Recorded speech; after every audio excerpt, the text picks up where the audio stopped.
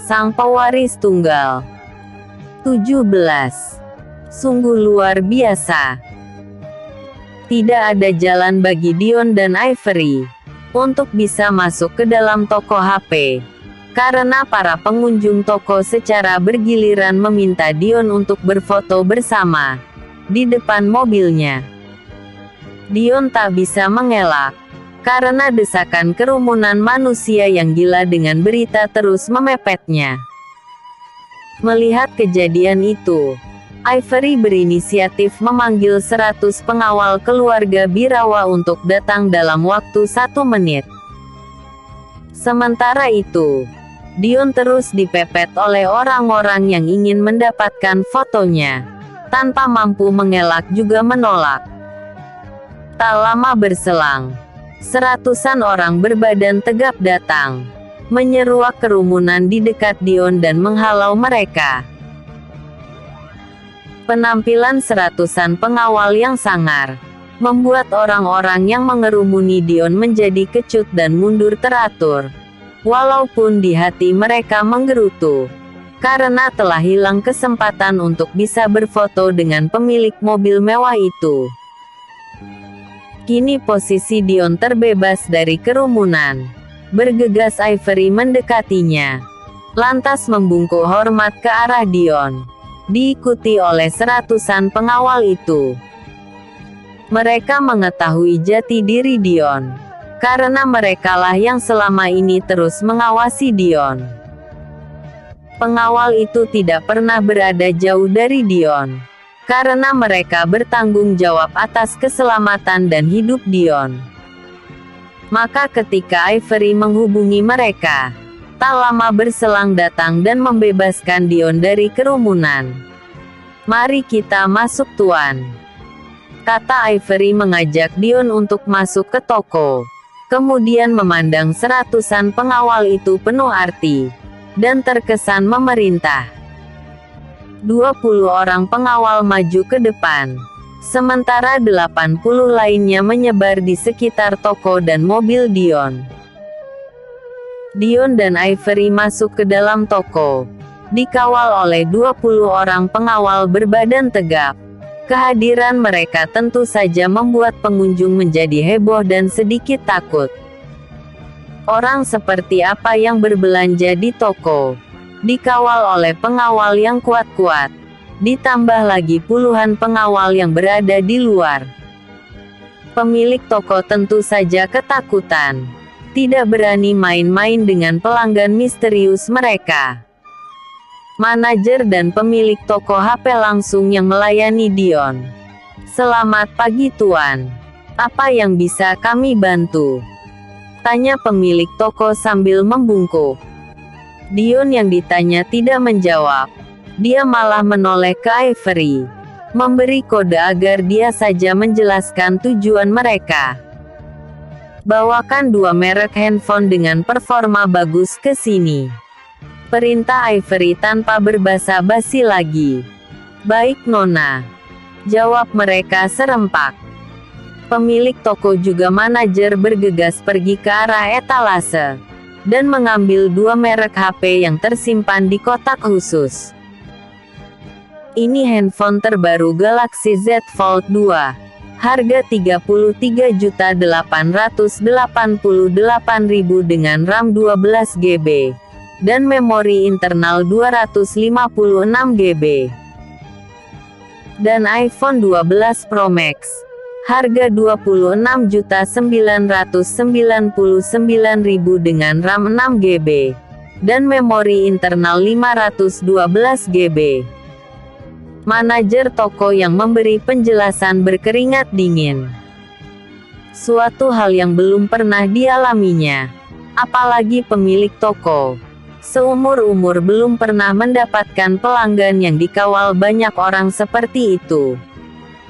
Ivory yang mendengarkan penjelasan tersebut, langsung membuka Galaxy Z Fold 2 dan melihat tampilannya. Setelah itu giliran membuka iPhone 12 Pro Max, dan membandingkan keduanya. Kedua handphone ini bagus, saling melengkapi. Kalau begitu aku ambil keduanya, kata Ivory enteng. Cepat aktifkan dan masukkan kartu di dalam handphone ini ke dalam HP Galaxy itu. Dan carikan nomor bagus untuk dipasangkan pada HP yang satunya lagi. Segera. Kalang kabut mereka berdua mengerjakan permintaan Ivory. Tak sedikit pun berani membantah. Karyawan yang melihat kepanikan bos mereka mencoba ingin membantu, tapi malah diusir oleh keduanya. Karyawan yang diusir mundur teratur, dan hanya bisa melihat kelakuan bos mereka yang gugup itu. Dengan tangan gemetar, mereka aktifkan kedua HP tersebut, dan mensinkronkan dengan data diri Dion sang pemilik HP tersebut. Tidak sampai 2 menit, proses pengaktifan HP dan aplikasi bawaannya telah selesai dikerjakan. Keduanya langsung memberikannya pada Ivory dengan sikap hormat. "Terima kasih," ucap Ivory dingin, dan melanjutkan perkataannya. "Pelayanan kalian cukup bagus. Aku terkesan," ujar Ivory masih bersikap dingin. Khas orang yang sedang berkuasa. "Terima kasih Nona. Kunjungan Nona dan Tuan ke toko kami mudah-mudahan membawa angin segar bagi kemajuan toko ini. Kedatangan Tuan dan Nona akan membuat toko kami semakin dikenal luas." "Terima kasih Tuan. Terima kasih Nona," ujar pemilik toko, sambil membungkukkan badannya ke arah Dion dan Ivory. Setelah melakukan pembayaran, Dion dan Ivory beserta 20 pengawalnya keluar dari dalam toko dengan gagahnya. Orang-orang pada menepi, tanpa bersuara, memberikan jalan buat mereka untuk lewat. Setelah rombongan itu lewat, barulah suara riuh terdengar. "Tuan besar mana yang telah masuk ke toko ini, dikawal oleh 100 orang pengawal. Sungguh luar biasa. Ini pertama kali terjadi. Peristiwa ini pasti akan menjadi berita hangat kalau kita unggah di media sosial. Apakah kamu mau cari mati? Berani mengunggah berita tentang mereka? Aku tidak peduli. Momen langka seperti tadi tetap akan kuunggah di medsos. Toh kita tidak menyinggung mereka, malah kita membantu mereka lebih dikenal di masyarakat." Bermacam komentar terlontar dari mulut orang-orang yang berada di dalam toko maupun di luar toko. Semuanya mengagumi penampilan Dion dan pengawalnya, terutama pada sosok seorang wanita yang berpenampilan elegan tersebut. Untung kita tidak salah dalam melayani mereka. Kalau tidak, bukan hanya kita yang akan hancur. Toko berikut isinya akan musnah kalau mereka tidak puas dengan layanan kita. Pemilik toko berkata sambil mengurut dadanya. Siapa sebenarnya tuan yang sedang mereka kawal itu? Penampilannya cukup tenang, sedikit pun tidak berbicara, tapi mempunyai pengaruh yang sangat luar biasa. Sambung manajer toko takjub. Beruntung toko kita dikunjungi oleh orang kaya seperti mereka. Aku berharap mereka akan datang lagi suatu hari nanti. Pemilik toko berkata dengan wajah berseri-seri. Sementara itu, orang yang sedang menjadi pembicaraan tersebut kini tengah berada di jalan menuju ke kota J, dengan dikawal oleh puluhan mobil mewah berbagai merek. Mobil-mobil yang berpapasan dengan rombongan mobil mewah itu sadar diri dan menepi untuk sekedar memberi jalan rombongan itu untuk lewat. Petugas yang ada di jalan pun tidak berani menghentikan rombongan mobil itu, karena mereka tahu siapa pemilik mobil-mobil tersebut. Mereka malah dengan sukarela mengawal mobil itu agar mudah melewati mobil-mobil yang berseliweran di jalan.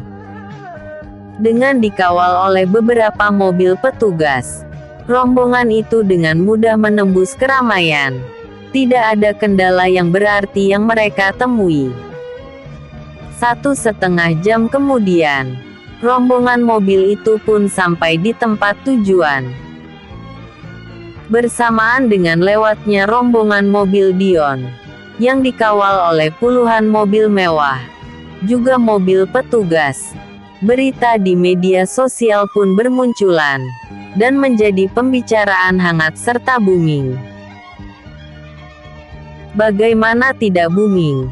Pemberitaan yang dibumbui dengan kata-kata apik, disertai pula dengan visualisasi yang bagus, di mana pemilik mobil Lamborghini bersedia berfoto bersama mereka. Berlatar belakang mobil mewah tersebut, sukses membuat opini publik menjadi riuh. Pemberitaan kedua tentu saja lebih mengejutkan, di mana 100 orang yang berprofesi sebagai pengawal, tiba-tiba datang menghalau orang-orang yang mengerubuti seorang laki-laki yang memakai penutup wajah di sekitar mulut dan hidungnya, untuk menjauh dari pemilik mobil tersebut.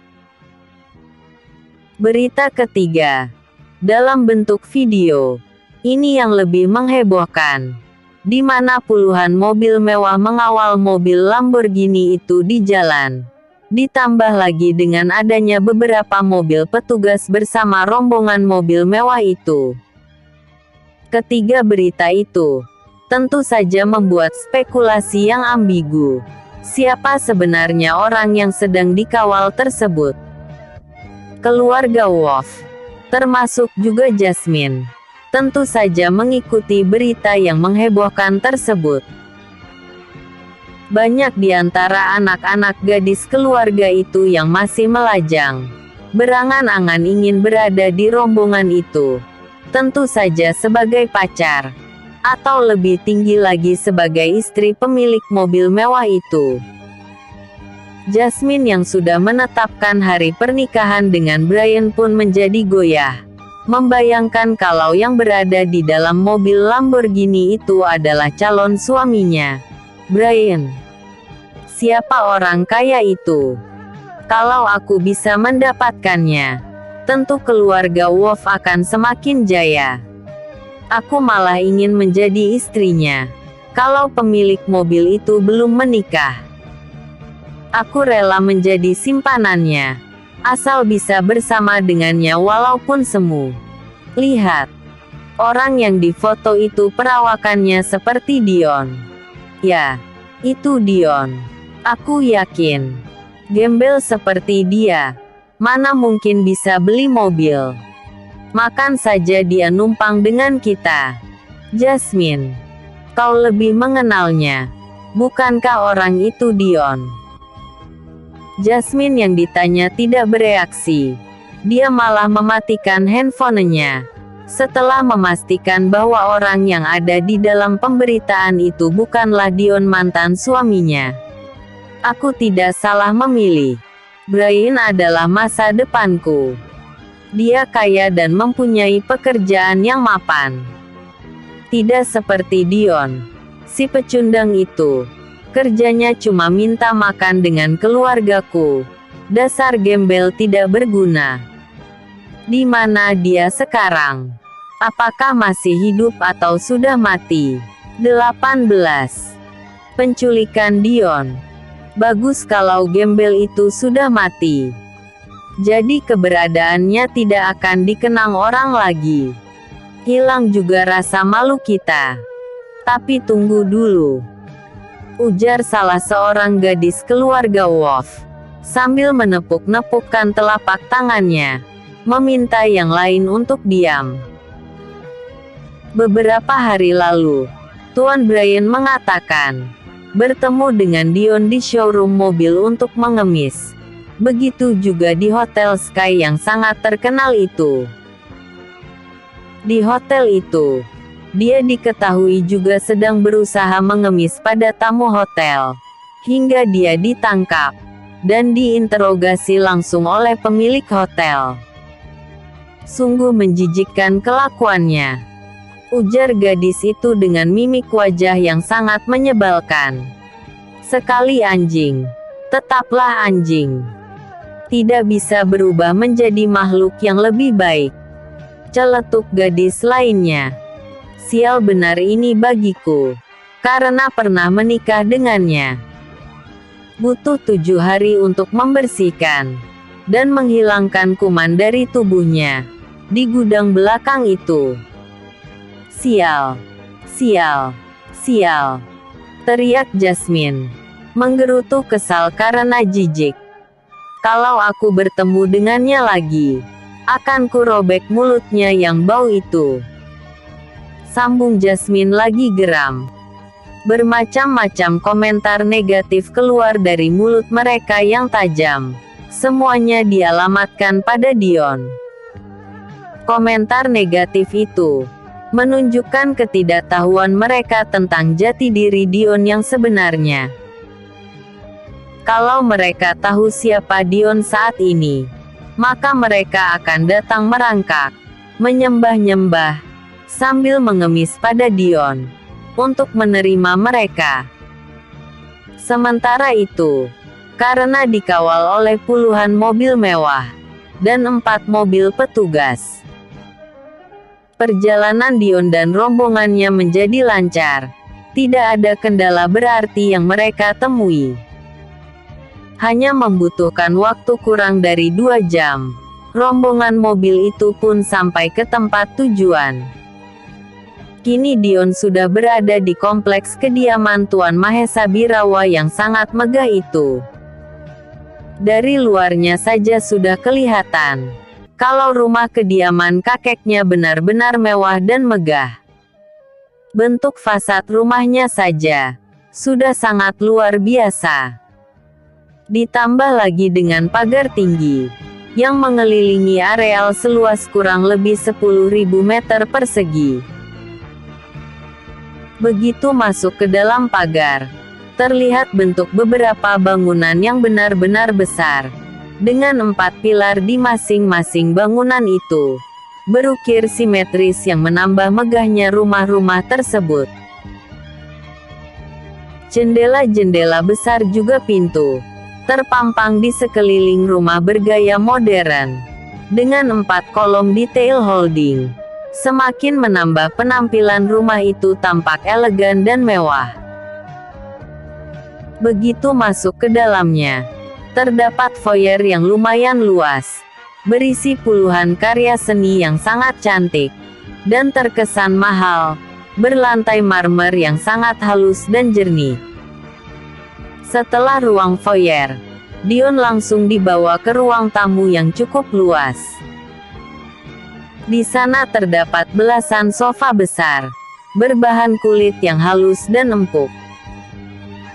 Dinding dan furniturnya berdekoratif unik dan langka, serta beberapa lampu kristal yang megah. Semua bergaya tropis yang enak dan sejuk dipandang mata. Baru sampai di situ saja, mata Dion sudah sangat dimanjakan oleh keadaan.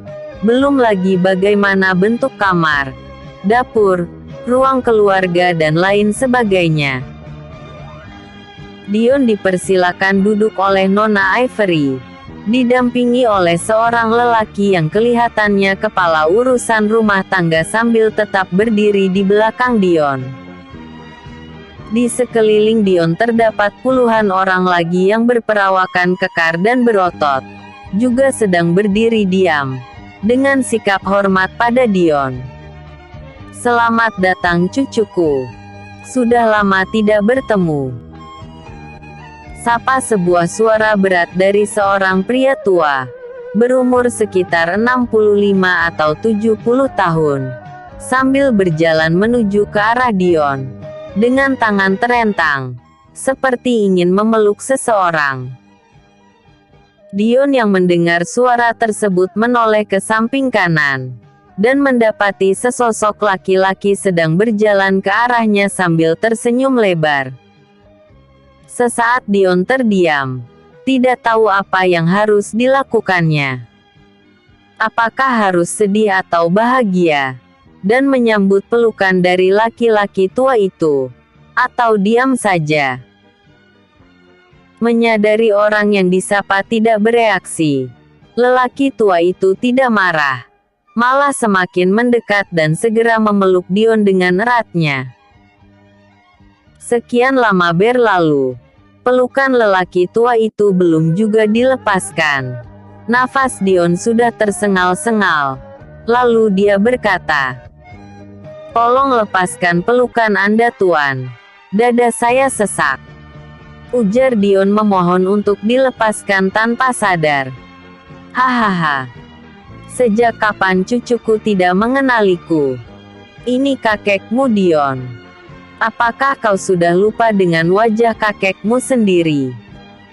Tanya lelaki tua itu, yang ternyata adalah Tuan Mahesa Birawa, pemilik Birawa Group. Sekilas Dion mengingat-ingat akan wajah Tuan Birawa, yang sudah melepaskan pelukannya. Tapi semakin diingat, semakin dia lupa. "Apakah benar Anda kakekku, orang tua dari ayahku?" Tanya Dion konyol. "Hahaha." Lagi-lagi Tuan Birawa tertawa, mendengar pertanyaan Dion yang lugu tersebut.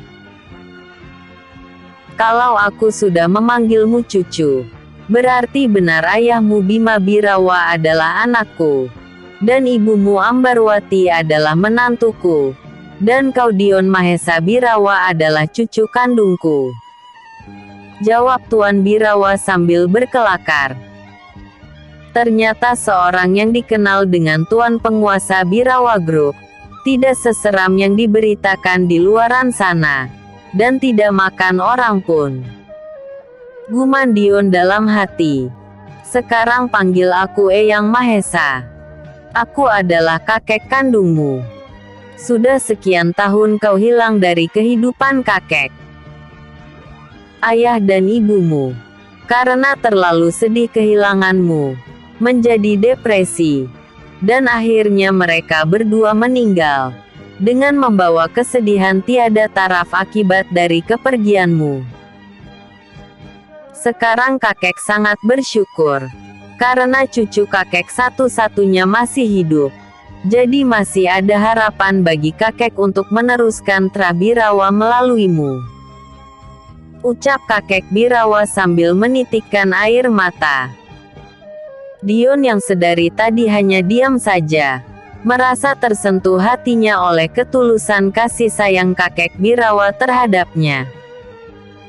Dia berinisiatif membalas pelukan Tuan Birawa yang mengaku sebagai kakeknya, walau di hati Dion masih tidak begitu mempercayainya.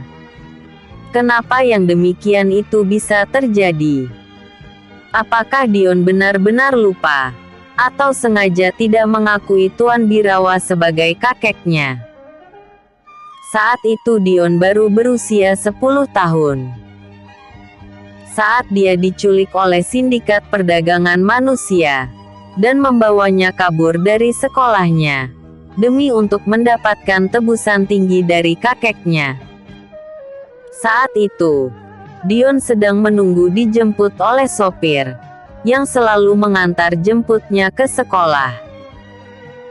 Biasanya sopir tersebut tetap menunggu Dion sepanjang waktu, sampai Dion keluar dari pintu gerbang.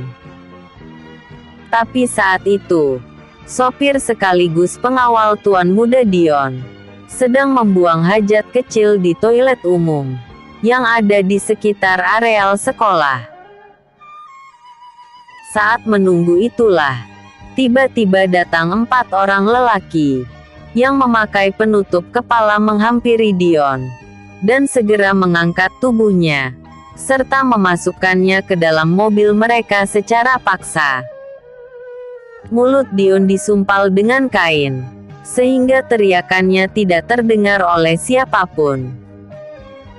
Sesaat setelah mobil itu berlalu, sopir atau pengawal Dion datang, dan mendapati tuan mudanya tidak ada di sana.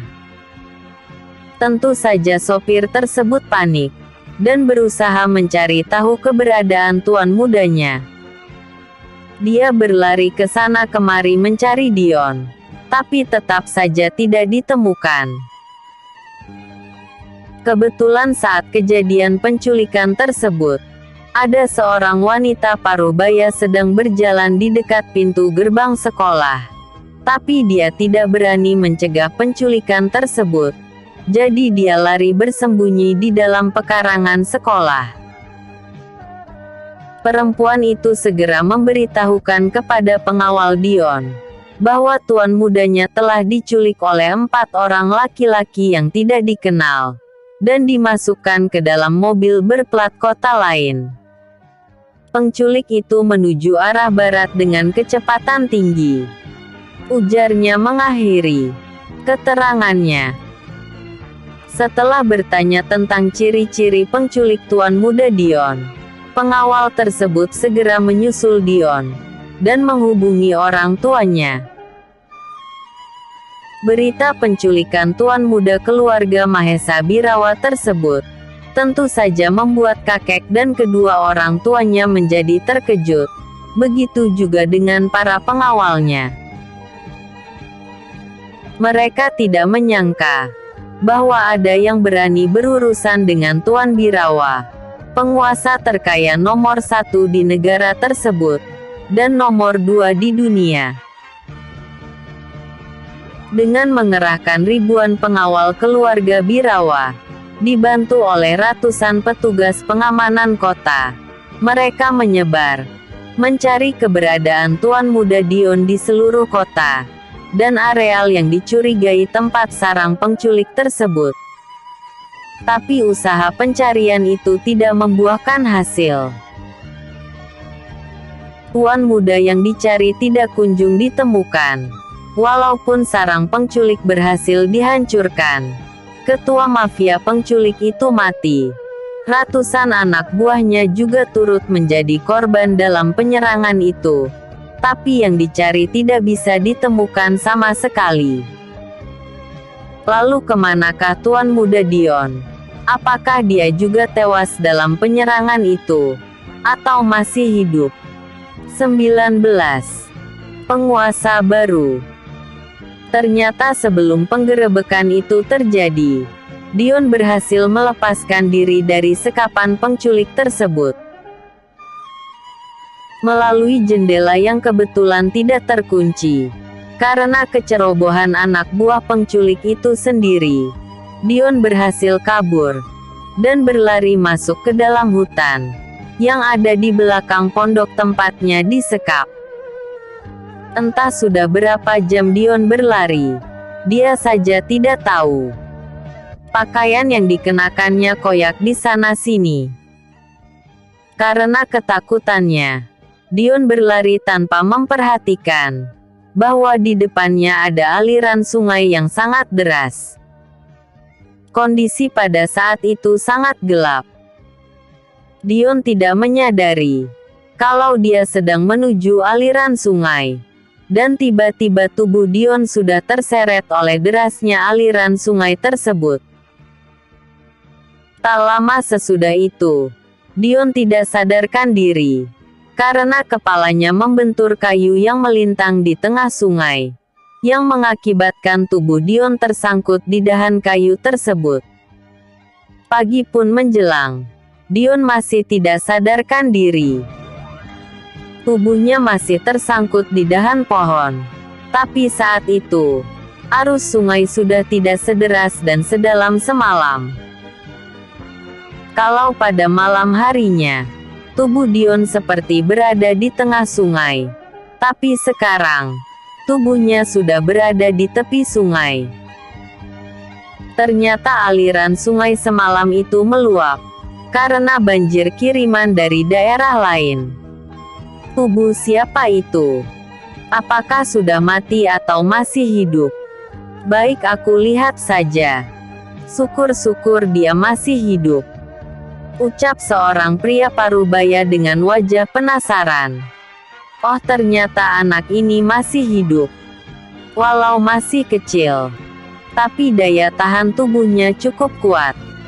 Aku harus segera menyelamatkannya. Lelaki tersebut sebentar mengamati tubuh Dion. Ada banyak luka di tubuhnya. Kepalanya juga berdarah, walaupun sudah mengering. Sebaiknya aku bawa saja anak ini ke rumahku. Nanti setelah dia sadar, baru aku tanya tentang jati dirinya. 2 hari Dion tidak sadarkan diri. Selama 2 hari orang tua itu, dibantu oleh istrinya terus menjaga Dion. Berbagai macam cara dan teori mereka gunakan untuk membuat Dion sadar. Tapi sekuat apapun mereka berusaha, tetap saja tidak berhasil membuat Dion sadar.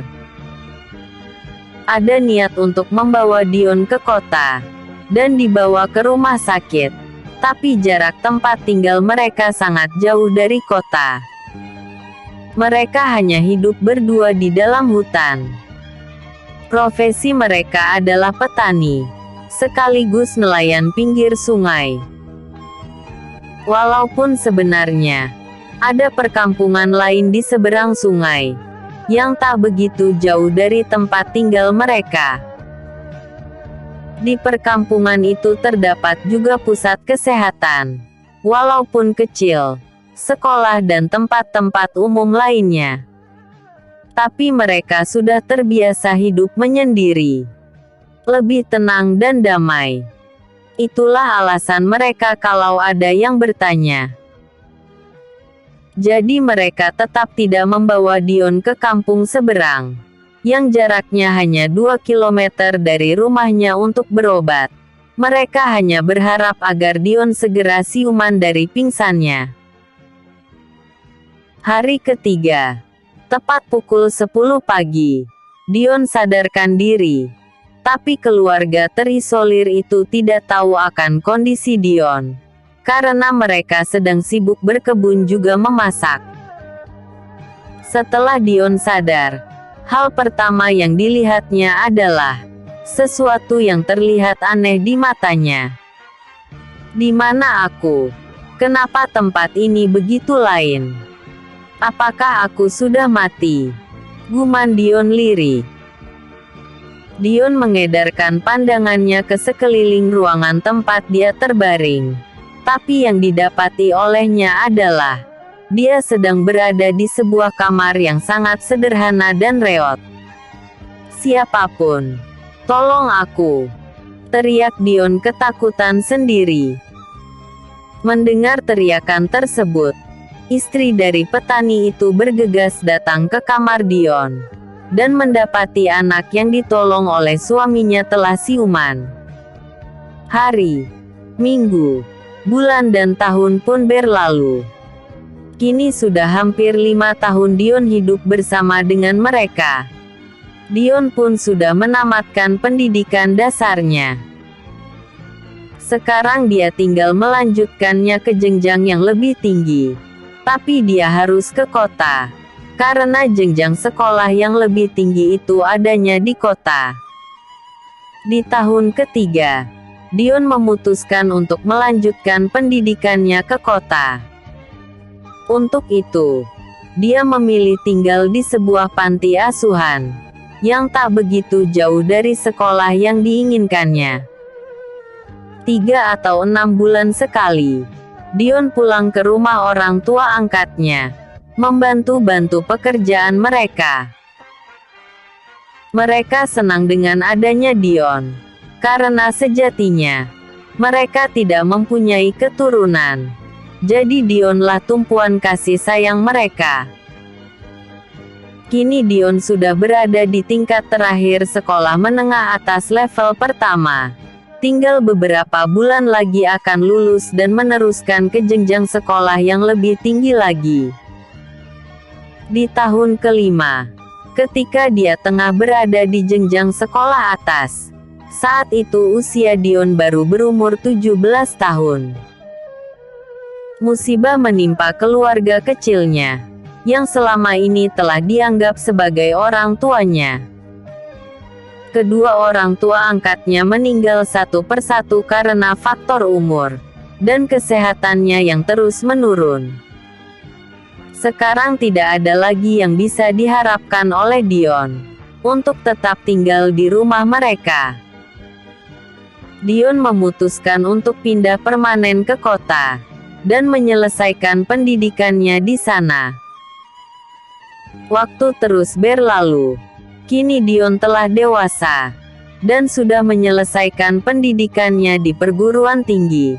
Tinggal mencari kerja, pikirnya. Saat itu Dion tidak tinggal lagi di panti asuhan, tapi dia lebih memilih untuk tinggal di rumah kontrakannya sendiri, sambil bekerja paruh waktu, sehingga tidak terasa dia telah menyelesaikan pendidikannya. Ketika dia sedang berusaha mencari kerja, Dion dicegat oleh sekelompok pria dewasa seumuran dengannya. Mereka mengeroyok Dion, tapi seorang Dion yang telah menyelesaikan keahlian silat tangan kosongnya hingga mendapatkan ban hitam tertinggi di perguruan silat tersebut, berhasil merobohkan semua pengeroyoknya hingga tidak berdaya. Atas kekalahannya, mereka terus berupaya mencelakai Dion dengan berbagai cara. Orang-orang yang berniat mencelakai Dion adalah teman sesama mahasiswa yang iri melihat prestasi Dion di kampus dan kedekatannya dengan seorang primadona kampus waktu itu. Dion juga yang telah menggagalkan upaya mereka untuk menodai primadona kampus tersebut dan menyelamatkan gadis itu. Hal itulah yang membuat mereka sakit hati dan dendam pada Dion. Mereka berniat mencelakai Dion. Maka ketika ada satu kesempatan, mereka berhasil meracuni Dion melalui orang suruhan mereka, hingga Dion tidak berdaya. Dengan kondisi keracunan tersebut, Dion berlari tak tentu arah. Di tengah pelarian itulah, tubuh Dion ambruk di depan sebuah rumah besar, walaupun tidak kelihatan mewah, dan diselamatkan oleh seorang lelaki tua yang mengobati Dion hingga sembuh. 3 bulan sesudahnya setelah dia sembuh, orang tua tersebut langsung menikahkan Dion dengan cucunya sendiri. Belum genap 1 tahun usia pernikahan mereka, musibah datang lagi. Lelaki yang menyelamatkan hidup Dion meninggal dunia karena serangan jantung. 1 tahun lebih usia pernikahan Dion dan istrinya, musibah datang lagi. Pernikahan mereka kandas karena desakan dari pihak keluarga juga istrinya. Akhirnya Dion pun sekarang menjadi lelaki bebas, yang saat ini sedang berada di rumah kakeknya, Tuan Mahesa Birawa, untuk menerima mandat kekuasaan dan kekayaan dari kakeknya. Apakah kau sudah siap untuk menerima tanggung jawab cucuku? Tanya Tuan Mahesa Birawa penuh wibawa dan serius. Menyadari sesuatu telah berubah, Dion tidak berani lagi bersikap sembarangan di depan kakeknya. Dengan terbata-bata Dion menjawab, "Kakek, apakah Anda sudah yakin aku ini benar-benar cucu kandungmu?" Tanya Dion dengan pertanyaan yang sedikit kurang sopan. Kakek sudah sangat yakin akan dirimu, Dion. Tes DNA antara kau dan kakek sudah menyatakan keputusan yang sah, ditambah dengan menyatunya kedua kalung penanda keturunan Birawa yang ada padamu, yang menyatakan bahwa kau benar-benar adalah keturunanku. Jadi tidak ada keraguan sedikit pun di hati kakek untuk menyerahkan tampuk kekuasaan kakek padamu. Sekarang mendekatlah. Perintah Tuan Birawa kepada Dion dengan wajah serius. Dion melangkah, dan kini sedang berada persis di depan kakeknya. Sekarang tanda tangani berkas-berkas ini. Setelah kau menandatanganinya, Kau telah resmi menjadi pemilik semua warisan kakek. Karena kaulah sang pewaris tunggal, cucu kakek. Dion maju selangkah dan mengambil lembaran-lembaran kertas yang ada di atas meja. Membacanya, kemudian menandatanganinya. Peristiwa itu disaksikan oleh Tuan Birawa, Ivory, 20 orang penting Birawa Group, 20 kepala pengawal keluarga, dan 2 orang notaris yang belum lama datang, dengan membawa semua berkas-berkas penyerahan perusahaan Birawa Group. Mulai hari ini, Dion cucuku adalah pemilik sah perusahaan Birawa Group. Perintahnya adalah mutlak. Keputusannya adalah haknya sebagai pemilik perusahaan. Patuhi dan penuhi semua keinginannya. Bagi siapa yang mencoba untuk melawannya, akan berhadapan denganku, juga orang-orangku. Mulai saat ini, Dion adalah penguasa baru di kerajaan bisnisku. Apakah semuanya paham? Tanya Tuan Birawa penuh wibawa. Gebrakan pertama. Kami akan selalu mematuhi dan menyatakan setia juga tunduk pada penguasa baru, Tuan Dion Mahesa Birawa. Jawab semua yang hadir secara serempak, sambil membungkukkan badannya dalam-dalam ke arah Dion. Namaku Iron, si tangan besi, komandan seluruh divisi pengawalan keluarga Tuan Birawa. Orang yang akan selalu menjaga keselamatan Tuan Muda, dimanapun dan kapanpun dibutuhkan. Ujarnya sambil membungkuk dalam. Aku Rams, si otak jenius. Aku Hans, si tangan kilat. Aku Govin, si dewa medis. Aku James, si dewa strategi dan investasi. Aku Erisa, si dewi akuntan. Aku si Olung, si dewa uang. Aku Robin, si dewa kematian. Aku Burgon, si mata dewa. Dan aku Leon, si dewa perang. Satu persatu dari 10 orang pengawal utama keluarga Birawa memperkenalkan diri kepada Dion, sang penguasa baru. Begitu juga dengan seluruh orang-orang penting perusahaan Birawa Group, termasuk juga Ivory Sanders dan saudara sepupunya Evan Sanders. Semuanya bersikap begitu hormat pada Dion, apalagi setelah mendengar ancaman dan dari Tuan Besar Birawa, agar mereka jangan berani memusuhinya, karena ancamannya mati. Kakek serahkan semua aset perusahaan kakek padamu Dion, baik yang di dalam maupun di luar negeri.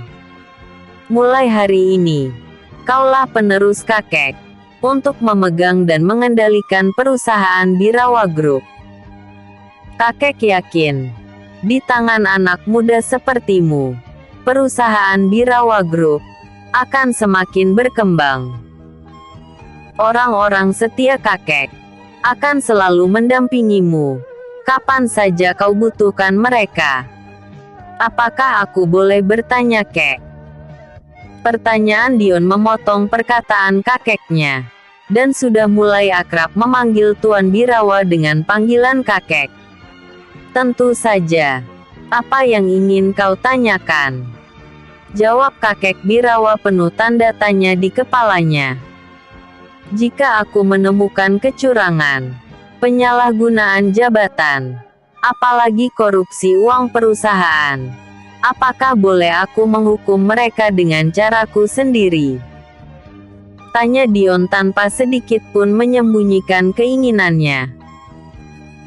Sejenak Tuan Birawa tercekat mendapat pertanyaan seperti itu. Dia tidak menduga bahwa cucunya mempunyai pemikiran yang selama ini belum terpikirkan olehnya. Karena begitu banyaknya urusan yang harus diselesaikannya tentang permasalahan perusahaan. Kemudian detik berikutnya, Tuan Birawa membuka mulutnya dan berkata, "Tentu saja boleh. Kau sekarang adalah pemilik perusahaan. Kau mempunyai wewenang yang tinggi. Siapa yang akan kau pekerjakan? Atau siapa yang ingin kau buang? Itu adalah hakmu. Kakek tidak akan ikut campur dalam masalah ini." "Terima kasih, Kek. Aku berjanji akan menjalankan kepercayaan dari kakek ini dengan sungguh-sungguh," ucap Dion dengan wajah serius. Tuan Birawa manggut-manggut mendengar ucapan Dion yang tegas dan terkesan maskulin tersebut. Di hati Tuan Birawa sudah tidak ada keraguan sedikit pun tentang kemampuan cucunya Dion. Kemudian dia mendatangi Dion yang sedang berdiri tidak begitu jauh darinya, dan tiba-tiba memeluknya dengan erat. Baru setelah itu menyalami Dion, dan mengguncangkan tangannya beberapa kali sebagai ucapan selamat. Orang-orang petinggi perusahaan tidak berani melakukan seperti apa yang dilakukan oleh Tuan Birawa kepada Dion. Mereka hanya membungkukkan setengah badannya secara serentak ke arah Dion sambil berucap, "Selamat kepada Tuan Muda Dion. Kami mendoakan agar Tuan Muda selalu dilindungi oleh Yang Maha Kuasa. Dan semoga Tuan Muda panjang umur, serta selalu jaya." Ucap mereka serempak, seperti kor, yang kelihatan kata-katanya sudah dipersiapkan jauh hari sebelumnya. "Terima kasih. Sekarang bangunlah," ujar Dion kalem. "Terima kasih Tuan Muda," jawab mereka serempak lagi. Setelah semua memberi ucapan selamat kepada Dion, acara serah terima kekuasaan pun telah selesai. Mereka makan bersama di ruangan yang sudah disiapkan oleh kepala asisten rumah tangga keluarga Birawa. Satu persatu orang-orang hadir dalam serah terima itu meninggalkan kediaman Tuan Birawa, setelah terlebih dahulu membungkuk pada penguasa baru mereka. Dion tidak kembali ke hotel tempat dia menginap di kota B. Dia berencana akan tinggal selama 2 hari di rumah kakeknya. Di samping untuk memberi kesempatan pada kakeknya melepaskan rindu, juga ada banyak hal yang akan ditanyakan oleh Dion kepadanya. "Rams, kau adalah si otak jenius. Pantau dan retas seluruh CCTV di semua ruangan kantor direktur, manajer, dan sebagainya. Amati, apakah ada gerakan yang mencurigakan di sana," ujar Dion kepada si otak jenius, setelah mereka dipanggil kembali untuk datang ke ruangan pribadi Dion pada sore harinya. "Baik Tuan. Perintah Tuan akan segera saya laksanakan," jawab Rams tegas. "Dan kau Erisa, retas seluruh laporan keuangan kantor. Selidiki, apakah ada penyelewengan dana kantor yang dilakukan oleh direktur, manajer umum, dan manajer pemasaran, seluruh kantor cabang dan kantor pusat. Segera." "Baik Tuan." Erisa bergegas membuka komputer jinjingnya, dan mulai melakukan tugasnya dengan teliti. "Gurgon, ya Tuan Muda. Aku minta kau dan orang-orangmu mengawasi orang yang bernama Brian di salah satu kantor cabang perusahaan kita di kota B." "Baik Tuan," jawab Gurgon sambil membungkuk. "Dan kau tangan besi, kerahkan anak buahmu sebanyak mungkin di sana, karena aku akan membuat perhitungan dengan orang yang bernama Brian itu." "Baik Tuan Muda. Semua perintah Tuan akan segera saya laksanakan." "Tunggu kau Brian. Saat ini aku belum mau membuat perhitungan denganmu. Tapi tunggu saja tanggal mainnya. Kau dan orang-orangmu beserta keluargamu, akan aku hancurkan secara perlahan, agar kau merasakan bagaimana sakitnya ditindas, karena kau selama ini suka menindas yang lemah. Dion menyeringai, yang menyiratkan kekejaman tiada taraf, atas pembalasan dendamnya pada orang-orang yang selalu menindasnya. 2 hari telah berlalu. Banyak hal yang dia dapatkan selama 2 hari tersebut. Banyak laporan masuk dari orang-orangnya. Salah satunya adalah dari Rams, si otak jenius.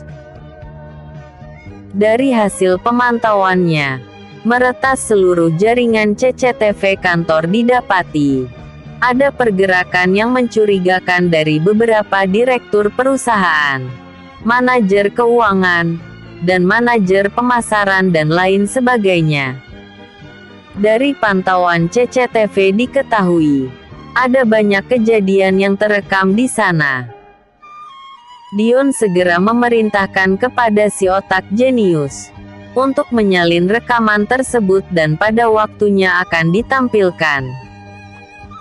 Dari Erisa melaporkan, ada selisih pengeluaran dan belanja pegawai di beberapa buah kantor cabang, termasuk di perhotelan, rumah sakit, restoran dan lain sebagainya.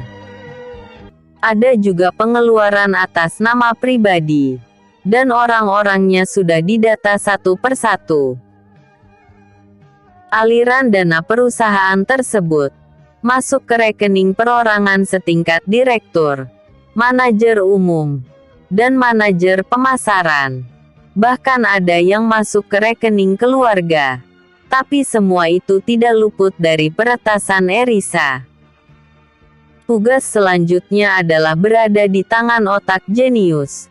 Dialah yang akan mengeksekusi mereka, setelah mendapat perintah dari Tuan Muda. Selama ini karena kurangnya pengawasan, dan ditunjang oleh banyaknya permasalahan kantor, Tuan Birawa tidak sempat untuk memantau hal-hal seperti itu. Orang-orangnya pun sepertinya terlena, karena selama ini perusahaan berjalan lancar-lancar saja. Percuma mereka dijuluki si Dewa dan Dewi, dan bergaji tinggi, kalau masih ada kebocoran keuangan dan informasi. Sungguh ironis memang. Di tangan Dion, si Tuan Muda energik, mereka baru tersentak dengan instruksi yang spontan dan mematikan. Mereka sempat berpikir, apa pendidikan Tuan Muda mereka sesungguhnya? Hingga dalam waktu singkat, mampu mendeteksi dan membuat keputusan yang bisa menyelamatkan keuangan dan informasi kantor. Mereka tidak tahu saja bahwa di kampusnya, Dion adalah lulusan terbaik dari jurusan manajemen perkantoran dengan nilai cum laude. Tentu saja dia tahu seluk-beluk urusan kantor dan turunannya, walaupun belum pernah sama sekali bekerja di perkantoran. Tapi sekarang, setelah dia menjadi penguasa perusahaan Birawa Group, secara perlahan Dion terus menyelusuri penyelewengan aliran dana keuangan kantor, penyalahgunaan jabatan dan sebagainya. Rams, retas rekening orang-orang ini, dan tarik kembali uang kantor sampai tidak tersisa di tabungan mereka. Jangan kasih ampun sedikit pun pada mereka. B. Baik Tuan. Jawabnya gugup. Selama ini dia belum pernah menerima perintah yang sangat tegas dan sadis seperti itu. Dan kau Erisa, data semua penyelewengan mereka terhadap keuangan perusahaan. Jangan satu pun yang terlewatkan. Aku tidak mau mereka terus hidup dan berada di perusahaanku. Jika perlu jebloskan mereka ke penjara. Siolung, kau sebagai dewa uang, tentu sangat tahu tentang apa yang dibutuhkan oleh perusahaan. Atur agar semua keuangan perusahaan bisa sehat kembali. Dibantu oleh si otak jenius, kau tarik semua uang yang telah terlanjur diselewengkan dan masukkan kembali ke rekening perusahaan. Blokir semua rekening perusahaan cabang untuk sementara waktu. Jika uang yang digelapkan sudah terlanjur digunakan, sita harta tak bergerak mereka, baik rumah, mobil, tanah ataupun usaha mereka, untuk mengganti uang yang telah mereka ambil. Aku mau hanya ada satu rekening di perusahaanku, dan langsung di bawah pengawasanku. Aku memberimu waktu 3 hari. Kalau kau tidak bisa menyelesaikan tugas itu tepat waktu, sebaiknya kau tidak berada di perusahaanku lagi. Tegas Dion mengintimidasi. 19. Penguasa baru. Episode berikutnya. 21. Gebrakan kedua.